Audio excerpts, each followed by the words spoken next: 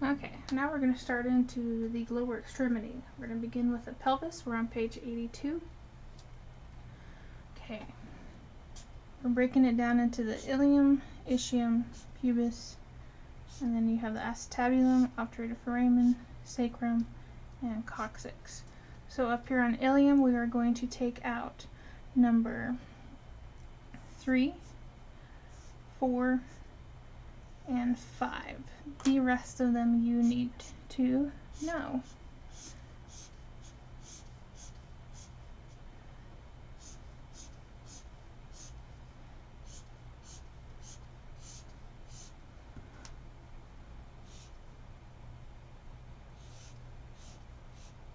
Okay, those are all your bony landmarks on the pelvis.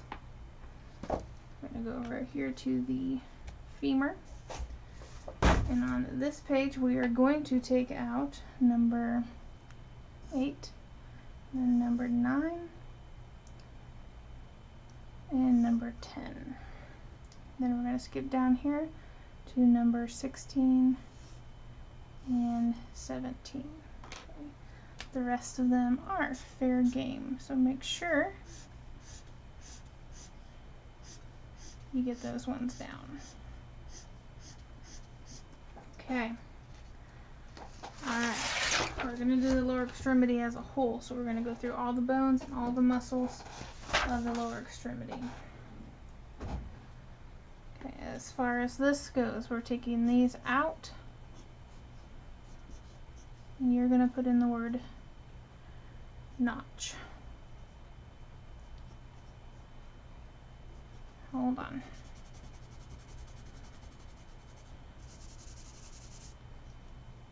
It's the intercondylar notch.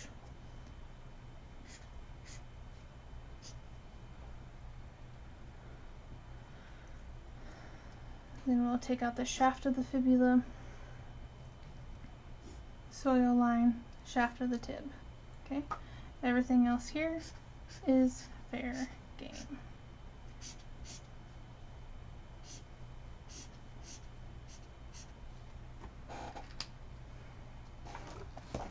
Flipping over to the foot. Alright. We got everything. Gotta know all of these.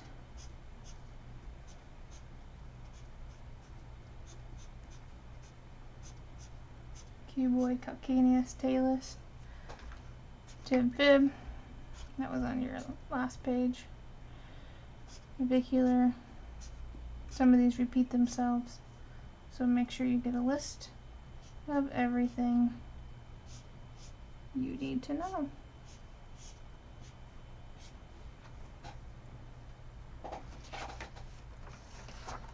Alright, now we're going to jump into the muscles. We start with the sartorius. Okay, this is a sister muscle, so it's the ASIS. We're going to insert onto the tib, and we're going to assist with flexion, abduction, lateral rotation, or external rotation. That also equals external rotation. Assist with knee flexion, and assist with internal rotation of the tib when the foot is unweighted. So basically when you put your knee on top of your other, or your ankle on top of your other knee, that's the sartorius. The longest muscle in the body, especially those of you that have long legs. Okay, we will know this as iliopsoas. I do not divide them up. We're going to go from the transverse process and the body's an intervertebral disc, and then the iliac fossa. We're going to insert onto the lesser trochanter. This does flexion of the femur, helps flex the trunk, the lumbar spine, and assists with lateral flexion. Nerve. We have spinal nerve, L2, L3, and femoral nerve. You can palpate this deeply, and we'll kind of go through that in class. Kind of gives you a little bit more information there. Okay, quadriceps, big muscles on the front of your legs. Okay, we have 4 of them. This is your 2-joint one. We're going from the AIIS and then the ilium. We're inserting onto the patella and the tibial tuberosity via the patellar ligament. Okay, so that's your tibial tube right there. Does extension of the knee and assists with flexion of the femur or flexion of the hip.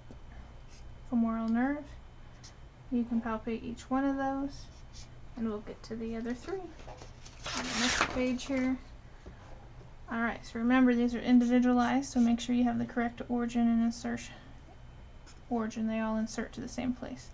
So the medialis is the linea aspera and the intertrochanteric line. Vastus lateralis is the linea aspera, and that's the greater trochanter. Vastus intermedius is the femoral shaft, inserting on the patella and the tibial tuberosity. Extension of the knee is the femoral nerve. Okay, those are your palpations. So vastus, and they come up with their size and position. So the lateralis is the largest one. That's the one that you can see that pops out on the side of your leg. Pectineus, this is a deep muscle, kind of in your groin area. It goes from the pubis, the ramus of the pubis, and insert onto the femur, and then to the lesser trochanter. Does flexion, adduction, and will assist with internal rotation. It's a femoral nerve. Okay. This is your high adductor muscle. It's the only one supplied by the femoral nerve. All of the other hip adductors are the obturator nerve. Okay, we have adductor longus and brevis. We do keep these ones split. So longus is from the pubis. Brevis is from the pubis. This goes to the linea aspera, and then this will go to the linea aspera there.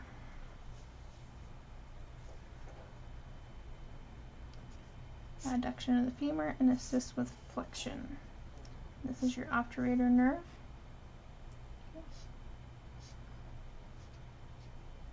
We have long and short, so longus and brevis. Adductor magnus, this is almost like the pec major in the shoulder. This muscle does almost all of the actions. We do from the ramus of the pubis, ischial tuberosity, and then the rabus of the ischium. We go to the linea aspera and the adductor tubercle. For insertion, action. You don't have to divide it between anterior and posterior head, so just keep the ones that are highlighted. Actions, we assist with flexion, internal rotation, extension, and external rotation of the femur. So literally every action of the hip besides abduction. And we have 2, obturator and sciatic nerve. Okay, has a massive size. That's where you get the magnus from.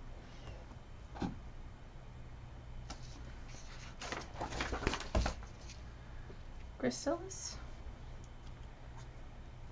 This is from the ramus, the pubis. It goes to the tibia. This is due to adduction of the femur, flexion of the knee, internal rotation, flex, and this is the muscle that is used when ladies cross their legs. Obturator nerve. You can palpate this. It's a long, thin muscle. This helps form that V shape in the leg. So you can see here, and then we'll go here with the rectus femoris. Alright, on to our glutes. So we'll have our little glute box here. We have glute max. It's going to originate from the sacrum, ilium. We're going to insert onto the tuberosity of the femur and the IT band. The femur is going to be that big word there that you want to know. do extension and external rotation. And this is going to be the gluteal nerve. You can palpate that one. Glute med, originating from the iliac crest, ilium, inserting on the greater trochanter. Actions do abduction and internal rotation, and this is your gluteal nerve. This is the one that's going to help stabilize your pelvis. Glute min, it's kind of the deepest of the two. Going to originate from the ilium. We're going to insert onto the greater trochanter, do abduction and internal rotation. It's a gluteal nerve. Okay, works with the anterior portion of the glute med.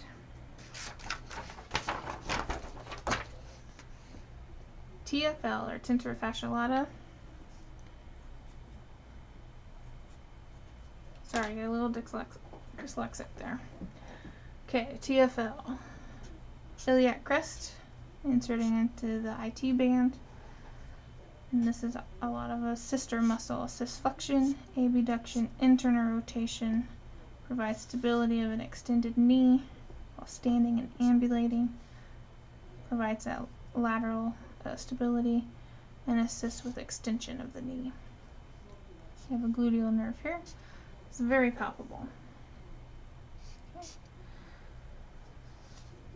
So when you tighten this, you have a tight, so when that muscle is tight, it puts stress on that, so it causes a lot of issues. Alright, so this page, it's a little bit confusing, but we have 6 deep lateral rotators.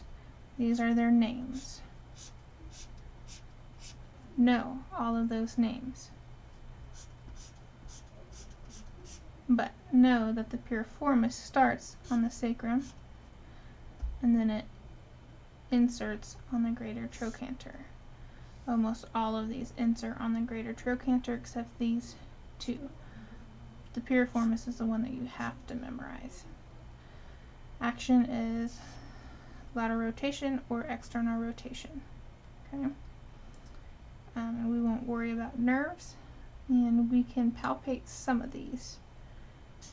We'll do that in class. Okay. But they're very deep, but they cause the most problems. Okay, to the back of the hamstrings on the back side. So you have your 2-jointed one is your biceps femoris. Ischial tube, linea aspera going on to the fib head, and then the lateral condyle of the tib. So both sides. This is going to flex the knee, do lateral rotation of the tib when flexed, and extension of the femur. And you have your sciatic nerve. Very easy to palpate. The other 2 hamstrings here on the next page, semitendinosus and membranosus. Okay. They both insert on the ischial tube. So again, we have a 2-joint muscle. Semitendinosus, tibial shaft. Semimembranosus, tibial condyle. Actions: extension of the hip, flexion of the knee. You can do internal rotation. We have the sciatic nerve. You can palpate those as well. Here's a little box, talks about them a little bit more. Okay, moving on down to the lower leg. Anterior tib, brings your toes up. I say anterior tib, your book says tibialis anterior, so you'll see me have it like this. We have a lateral condyle, tibia, interosseous membrane, inserts onto the metatarsal, and then cuneiform. Dorsiflexion, inversion, and this is your fibular nerve. This one's very easy to palpate. This is your shin splint muscle. Okay, staying on the front side of the lower leg, we have extensor digitorum longus, so this is kind of like the fingers. I started abbreviating the muscles. So we have the lateral condyle of the tib, we have the fibula, and we're going to insert on the phalanges. We're going to do extension at the MP joints and assist with dorsiflexion. It's going to be the fibular nerve. Okay. Kind of same thing as the hand.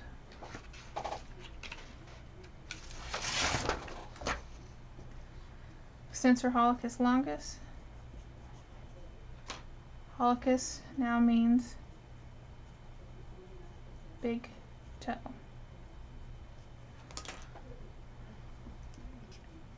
We're going to do the fib, interosseous membrane. We're going to insert onto the phalanx, the big toe. It does extension at the IP joint, extension at the MP joint, and assist with dorsiflexion, fibular nerve. You can palpate this one. This is the comparable muscle in the hand. Okay, fibularis tertius or peroneus. Okay. I use both of these terms, so just know that those are synonyms. Origin, fib, insert on the metatarsal, does eversion and assists with dorsiflexion, and it's the fibular nerve. You can kind of palpate it, it's deep. So this is the start of your everter groups to do eversion. So that's your little one, and we're going to get to the bigger one. So again, we have fibularis longus or peroneus. We're going to go from the fib. We're going to insert onto the metatarsal and the cuneiform. And then we're going to do eversion and assist with plantar flexion. This is your fibular nerve. You can palpate this one. And your last one of your everter groups here is your fibularis brevis or peroneus brevis.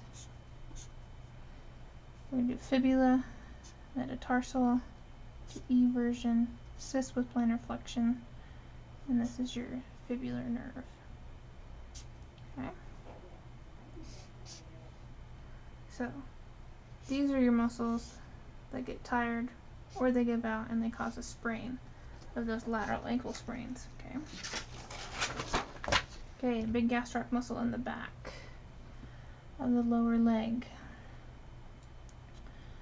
We have going from the femur, medial epicondyle, lateral epicondyle of the femur. So this is a two-joint muscle. Going to the calcaneus via the calcaneal tendon or Achilles tendon. That's what most of you know it as. We're going to do plantar flexion and assist with flexion of the knee because it does cross the knee joint. This is your tibial nerve. You can palpate that one. Okay. Rises the heel. So this is your big jumper power muscle. Soleus lays directly underneath of that, very deep. We're going to go from the tibia, fib, fibula there, calcaneus. This does plantar flexion. It is not a two-joint muscle. It does not cross the knee. You can palpate this one kind of from the sides. It lies deep. This is the stronger plantar flexor and is able to resist fatigue. These are your power.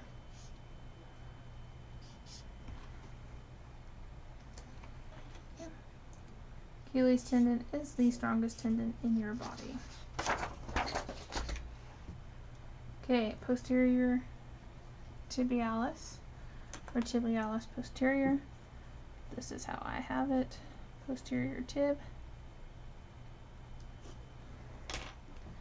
Going from the tib, fib, interosseous membrane, the navicular bone, and then to the tarsals and metatarsals.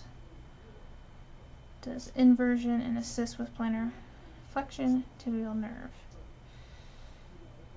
You can palpate that one. This is the Tom, Dick, and Harry of your calf muscles. So you have your three large muscles of your calf kind of grouped together. Okay, flexor digitorum longus. We're going to the tib. We're going to the phalanges or the toes. We're going to do flexion at the IP joint, cisflexion at the MP, and a cisplantar flexion, tibial nerve. Very difficult to palpate here. And as you know, most of your muscles that run on the back side of your leg, you will see the tibial nerve as an innervation. Okay, we have flexor valgus longus. We already know that's the big toe, going from fibula to the phalanx of the big toe. We do flexion with the MP, IP, and assist with plantar flexion. Tibial nerve here. And this is the Harry of Tom, Dick, and Harry. But flexing and your big toe pushing off and walking and running, so it's your propulsion. Okay, these are your little muscles on the back of your knee. They help with the ankle and the knee. So the plantaris is the lateral epicondyle of the femur, goes to the calcaneal tendon, so it's a very long tendon. And the muscle belly is right at the back of the knee. Assist with plantar flexion and assist with knee flexion. It's too little to have a primary motion.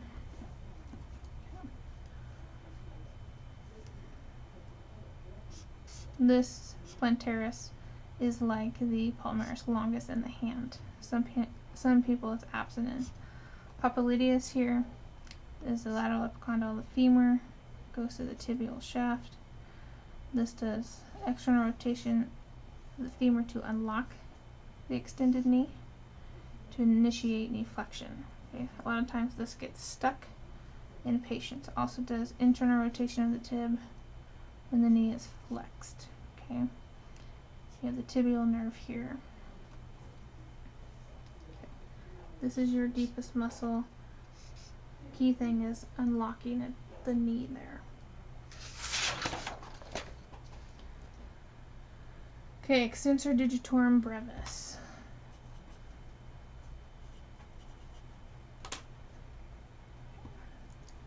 For front of the calcaneus, going to the extensor expansion, we're going to extend four toes at the MP joints and assist extension at the IP joints. This is your deep fibular nerve, so fibular. You can palpate these. Okay. This is a lot of times where when you have a swollen ankle, you'll see the swelling and bruise near this muscle here. Okay. That's where you get mistaken for an ankle sprain, but you've really strained this muscle. Okay. So something to keep note of. We'll talk more about that in class. Alright, here we go. Muscles of the foot. So there's 4 layers. You need to know that these 3 muscles are in layer 1.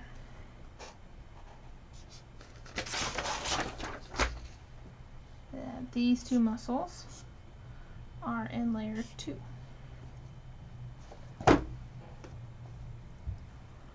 And that these 3 muscles are in layer 3. Gonna make a little note at this box here. And these 2 muscles here are in layer 4. And that's your lower extremity muscles for you.